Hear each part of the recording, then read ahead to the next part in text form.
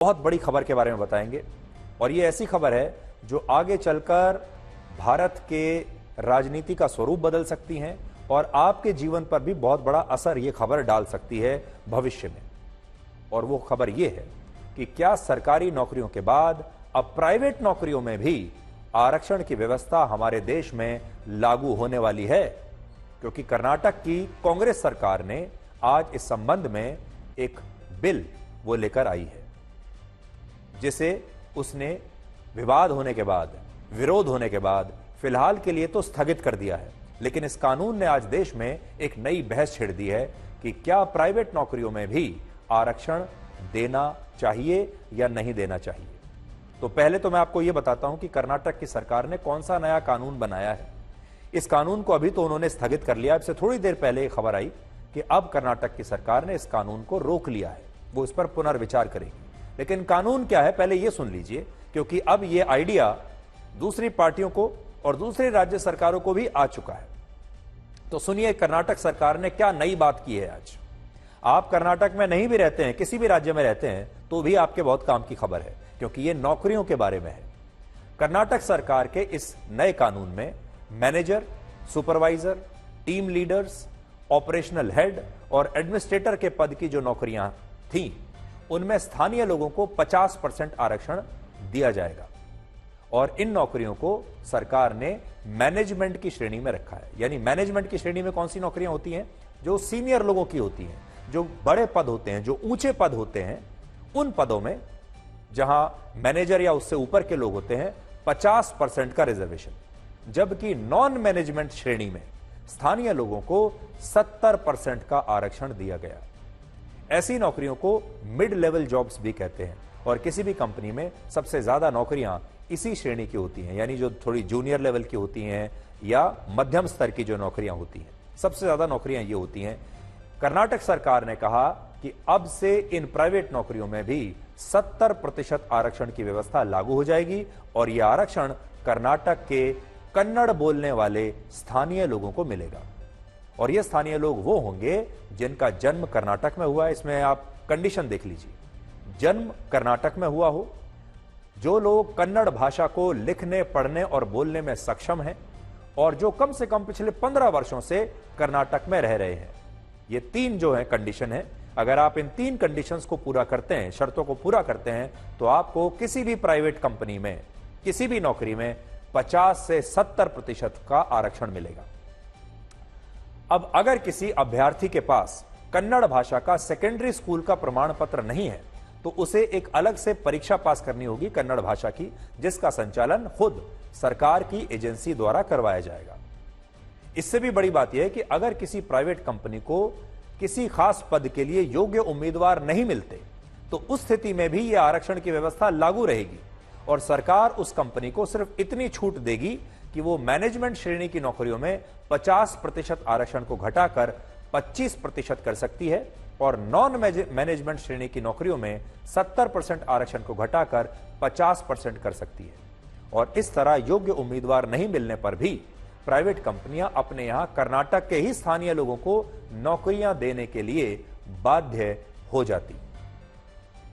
यह शायद भारत का पहला ऐसा कानून था जिसमें आरक्षण की व्यवस्था को क्षेत्रीय पहचान के साथ, भाषा के साथ जोड़ दिया गया। और पहली बार ऐसा हो रहा था जब कोई राज्य सरकार यह कह रही थी कि वो प्राइवेट नौकरियों में भी न सिर्फ आरक्षण की व्यवस्था करेगी, बल्कि इन नौकरियों में भी उन्हीं लोगों को आरक्षण मिलेगा जो कन्नड़ भाषा को लिखने, पढ़ने और बोलने में सक्षम है। यहां आप इस विरोधाभास को भी समझिए कि आजकल राहुल गांधी संविधान की एक प्रति हमेशा अपने साथ रखते हैं और कहते हैं कि वो संविधान को बचाने के लिए निकले हैं। पूरा चुनाव संविधान को बचाने के नाम पर लड़ा गया है और आज भी इंडिया गठबंधन के लोग यही कहते हैं कि वो संविधान को बचाने के लिए आए हैं। लेकिन कर्नाटक में ही उनकी खुद कांग्रेस की सरकार का एक बिल भारत के संविधान को सबसे बड़े संकट में डाल सकता है, क्योंकि हमारे संविधान के अनुच्छेद 19 के खंड 1 में स्पष्ट लिखा है कि भारत के लोग देश के किसी भी राज्य में जाकर नौकरी या रोजगार कर सकते हैं और उन्हें भाषा के आधार पर कोई भी राज्य इस अधिकार से वंचित नहीं कर सकता और ना उनके साथ भेदभाव कर सकता है।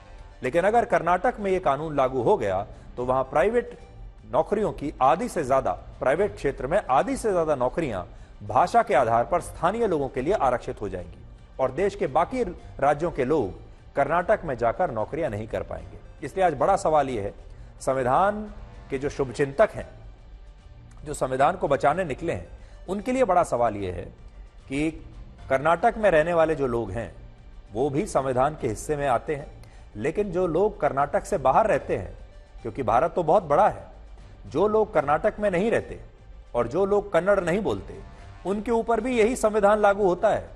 उन्हें भी इस संविधान ने उतने ही अधिकार दिए हुए हैं और उन लोगों को भी संविधान ही अपना संरक्षण देगा, उनके लिए भी यही संविधान लागू होता है। तो ऐसा नहीं हो सकता कि ये जो संविधान है ये कहीं लागू हो जाए कुछ लोगों पर और कुछ लोगों पर लागू ना हो।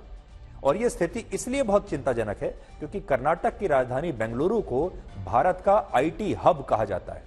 अकेले बेंगलुरु में 67,000 आईटी कंपनीज हैं और इन कंपनियों में काम करने वाले ज्यादातर लोग भारत के अलग अलग राज्यों से आते हैं और उन्हें नौकरियों पर उनकी काबिलियत के हिसाब से रखा जाता है, उनकी मेरिट पर रखा जाता है, आरक्षण की वजह से नहीं रखा जाता। वहां वो ये नहीं देखते कि किसे कन्नड़ आती है और किसे मराठी आती है, कौन तेलुगु बोलता है, कौन हिंदी बोलता है, कौन गुजराती बोलता है। वो ये देखते हैं कि किसके पास काम करने का हुनर है, किसके पास स्किल है, तब नौकरी मिलती है। मुंबई के बाद बेंगलुरु भारत का दूसरा ऐसा शहर है जहां सबसे ज्यादा 20% लोग दूसरे राज्यों से आकर नौकरी कर रहे हैं। लेकिन आज कर्नाटक की सरकार जो कानून लाई थी उसके लागू होने के बाद 50 से 70% प्राइवेट नौकरियां स्थानीय लोगों के लिए आरक्षित हो जाती और प्राइवेट कंपनियां दूसरे राज्यों के योग्य उम्मीदवारों को चाहकर भी नौकरियां नहीं दे पाती। और यही वजह है कि बहुत सारी प्राइवेट कंपनियों ने सरकार के इस बिल का विरोध किया, जिसके बाद सरकार को इस प्रस्तावित बिल को स्थगित करना पड़ा। ऐसा नहीं है कि यह आइडिया बाकी मुख्यमंत्रियों को और बाकी राज्यों की सरकारों को नहीं आया, इससे पहले यह आइडिया आ चुका है। वर्ष 2022 में हरियाणा में भी इसी तरह का कानून आया था जिसमें ऐसी प्राइवेट नौकरियों में स्थानीय लोगों के लिए 75% आरक्षण लागू हुआ जिनमें मासिक वेतन 30,000 रुपए या उससे कम था। और इस कानून के लागू होने के बाद हरियाणा में प्राइवेट कंपनियों का निवेश ऐतिहासिक रूप से घट गया था और प्राइवेट कंपनियां हरियाणा छोड़कर दूसरे राज्यों में चली गई थीं और यह स्वाभाविक भी है। कोई भी प्राइवेट कंपनी ऐसे राज्य में कभी काम नहीं करना चाहेगी जहां उस पर योग्य उम्मीदवारों से ज्यादा स्थानीय लोगों को नौकरी देने का दबाव बनाया जाए, क्योंकि प्राइवेट कंपनियों का उद्देश्य सरोकार नहीं बल्कि व्यापार होता है। और सरकारें जिस तरह से अपने विभागों को नौकरियों के लिए इस्तेमाल करती हैं उस तरह से वो प्राइवेट कंपनियों को नियंत्रित नहीं कर सकती। आपने देखा होगा बहुत सारे जो सरकारी उपक्रम हैं, बहुत सारी जो सरकारी कंपनियां हैं, जैसे मान लीजिए उदाहरण के तौर पर भारतीय रेल, इन सारी संस्थाओं को सरकार जो है एक नौकरी देने का माध्यम मानती है और देश की जनता भी इन्हें नौकरियों का ही एक स्रोत मानती है।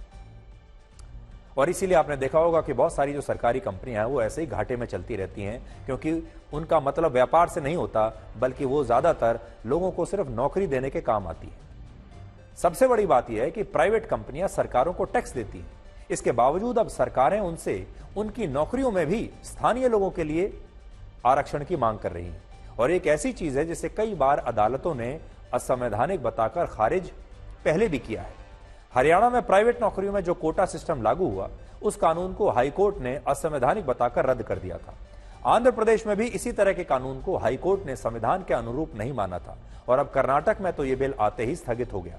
लेकिन यहां आपको यह बात पता होनी चाहिए कि कर्नाटक में कांग्रेस सरकार ने अपने घोषणा पत्र में प्राइवेट नौकरियों में आरक्षण देने का वादा चुनाव से पहले किया था और साफ साफ लिखा था।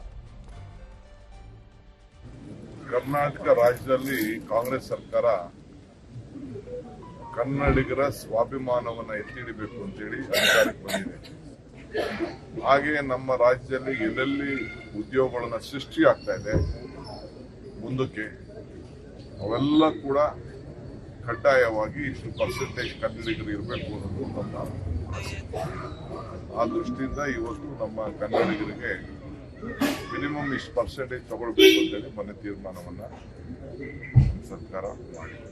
ಮಾನ್ಯ ಮುಖ್ಯಮಂತ್ರಿಗಳು ಖಾಸಗಿ ವಲಯದಲ್ಲಿ ಕನ್ನಡಿಗರಿಗೆ ಉದ್ಯೋಗದ ಮಸೂದೆಯನ್ನ ತರಲಿಕ್ಕೆ ಹೊರಟಿದ್ದಾರೆ। ನಿಜವಾಗಲೂ ಅಭಿನಂದನೆಗಳು. ಕರ್ನಾಟಕ ರಕ್ಷಣಾ ವೇದಿಕೆ is a very regressive, illegal, unconstitutional step.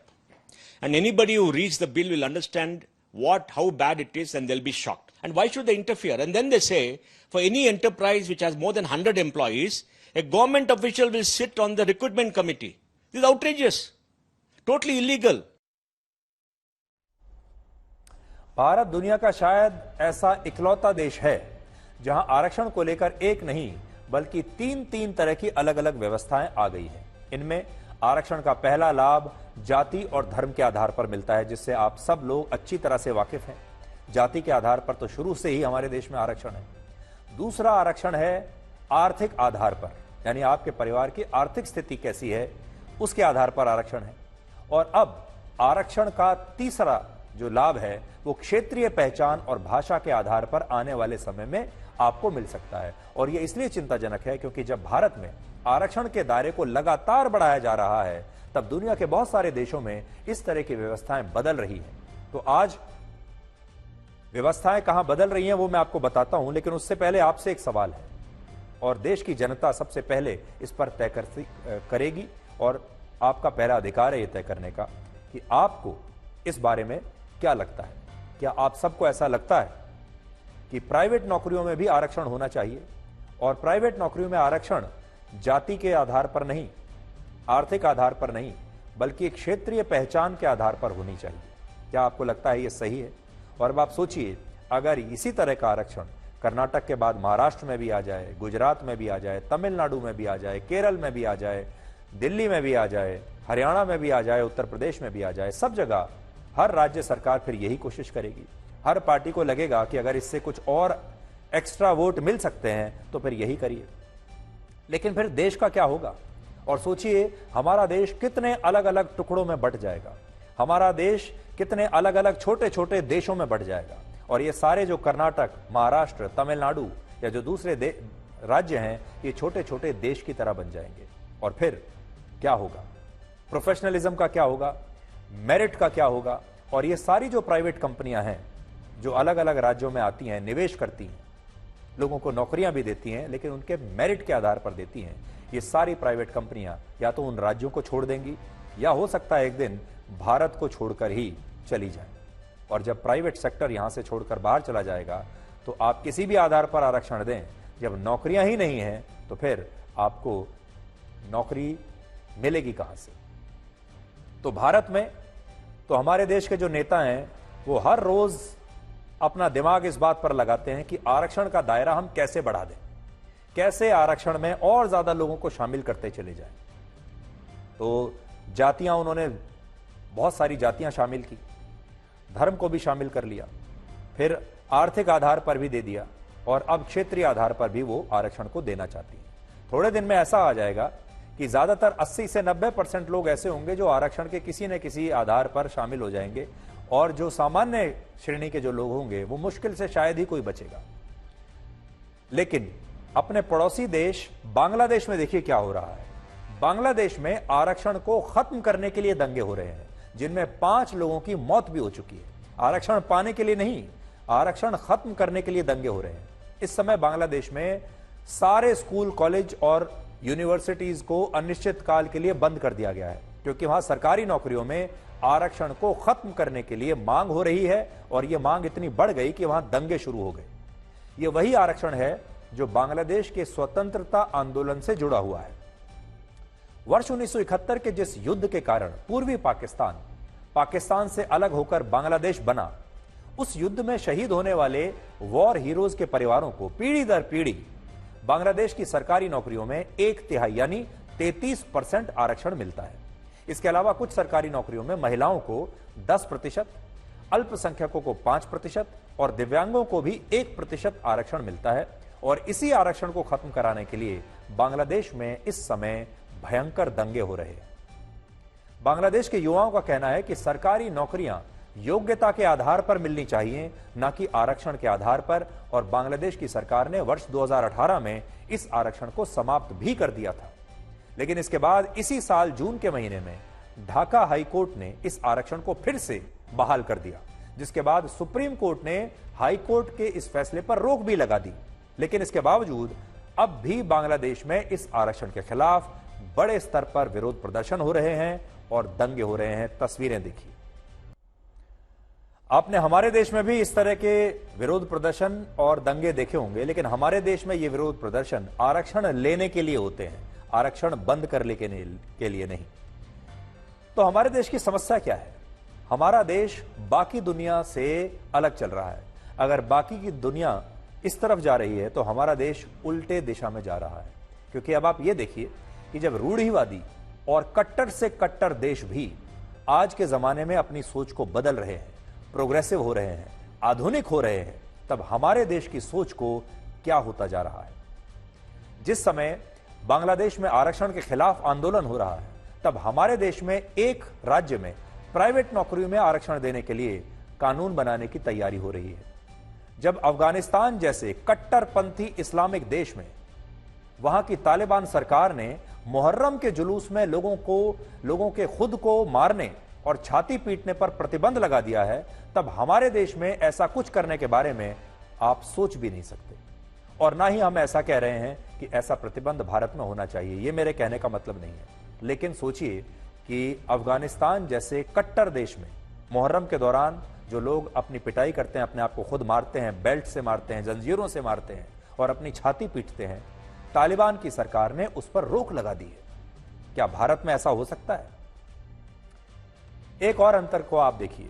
जब यूएई ने एक विदेशी छात्र को फिलिस्तीन का नारा लगाने के लिए यूनिवर्सिटी से निकालकर उसे वापस उसके देश डिपोर्ट कर दिया, तब हमारे देश में खुलेआम फिलिस्तीन के झंडे लहराए जा रहे हैं और संसद में भी जय फिलिस्तीन का नारा लगाया जा रहा है। ऐसे समय में जब ईरान में महिलाएं हिजाब का विरोध कर रही हैं, तब हमारे देश के कुछ स्कूलों में हिजाब पहनने की मांग चल रही है, कॉलेजों में हिजाब पहनने की मांग उठ रही है। और इससे आप समझ सकते हैं कि जब रूढ़िवादी और कट्टर देश भी बदल रहे हैं, आधुनिक हो रहे हैं, पुराने विचारों को त्याग रहे हैं, तब हमारा देश वापस उसी रूढ़िवादी युग में जा रहा है, वापस उसी कट्टरपंथी युग में जाने की कोशिश कर रहा है। और ये सब कुछ होता है पॉलिटिक्स की वजह से, ये सब कुछ होता है चुनावों की वजह से। और आज हमारे देश में हर नीति, हर फैसला चुनावों से जुड़ गया है।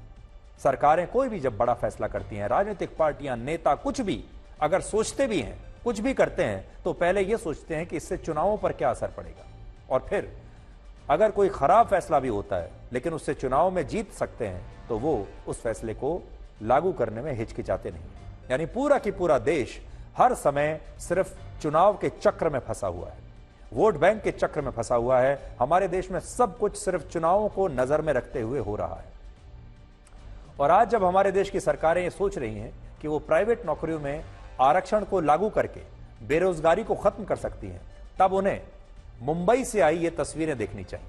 मुंबई में एयर इंडिया ने 10वीं कक्षा पास करने वाले युवाओं के लिए 1800 नौकरियों की भर्ती निकाली। और ये नौकरियां भी परमानेंट नहीं थी, ये नौकरियां सिर्फ 3 साल के कॉन्ट्रैक्ट के आधार पर थी। परमानेंट नौकरियां नहीं है, 3 साल का कॉन्ट्रैक्ट है। और इन नौकरियों के लिए मासिक वेतन है 22,500 रुपया महीना।